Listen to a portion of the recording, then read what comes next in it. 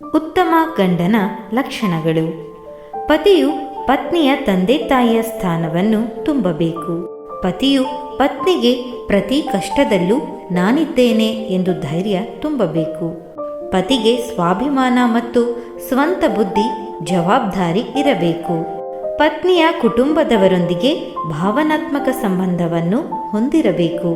ಪರರ ಸ್ವತ್ತಿಗೆ ಆಸೆ ಪಡದೆ ಪ್ರಾಮಾಣಿಕವಾಗಿ ದುಡಿದು ಜೀವನ ಸಾಗಿಸಬೇಕು. ಪತ್ನಿಗೆ ಕಷ್ಟದಲ್ಲಿ ಧೈರ್ಯ ತುಂಬಿ ಮುಂದಿನ ಬದುಕಿನ ಬಗ್ಗೆ ಭರವಸೆಯನ್ನು ಮೂಡಿಸಬೇಕು.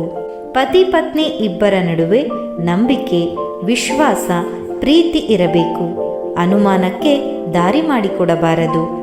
ಕೆಲವೊಮ್ಮೆ ಸಂಬಂಧಗಳಲ್ಲಿ ಬಿರುಕುಂಟಾದಾಗ ಆಪ್ತ ಸಮಾಲೋಚನೆಯಿಂದ ಸಮಸ್ಯೆಯನ್ನು ಪರಿಹರಿಸಿಕೊಳ್ಳಬೇಕೇ ಹೊರತು ಸಂಬಂಧವನ್ನು ದೂರ ಮಾಡಿಕೊಳ್ಳಲು ಮುಂದಾಗಬಾರದು. ಪತಿ ತನ್ನ ಕೆಲಸದಲ್ಲಿ ಆದಷ್ಟು ಬಿಡುವು ಮಾಡಿಕೊಂಡು ಪತ್ನಿಗೆ ಸಮಯವನ್ನು ಮೀಸಲಿಡಬೇಕು. ಪತ್ನಿ ಮಾಡುವ ಕೆಲಸಗಳಲ್ಲಿ ಮತ್ತು ಅಡುಗೆಯಲ್ಲಿ ಅವಳಿಗೆ ಮೆಚ್ಚುಗೆಯನ್ನು ವ್ಯಕ್ತಪಡಿಸಬೇಕು. ಪತಿ ಕೇವಲ ಪತ್ನಿಗೆ ಪತಿಯಾಗದೆ ಉತ್ತಮ ಸ್ನೇಹಿತನಾಗಿ ಅವಳ ಅಂತರಂಗದ ಭಾವನೆಗಳಿಗೆ ಸ್ಪಂದಿಸಬೇಕು. ಪತ್ನಿಗೆ ಆರೋಗ್ಯ ಸಮಸ್ಯೆ ಉಂಟಾದಾಗ ಆಕೆಯ ಕೆಲಸದ ಹೊರೆಯನ್ನು ಕಡಿಮೆ ಮಾಡಿ ಅವಳ ಆರೋಗ್ಯದ ಕಡೆ ಗಮನ ಹರಿಸಬೇಕು. ಒಂದು ವೇಳೆ ಪತ್ನಿ ಭಾವನೆಗಳನ್ನು ಮೀರಿ ಮಾತುಗಳನ್ನು ಬಳಸಿದಾಗ ಅವಳನ್ನು ಶಾಂತಗೊಳಿಸಿ ತಿಳಿ ಹೇಳಬೇಕು. ಪತ್ನಿಗೆ ಅಂಬಲಿ ನೀಡಿದರೂ ಸರಿಯೇ, ಅದು ಅವನ ಸ್ವಂತ ದುಡಿಮೆ ಆಗಿರಬೇಕು.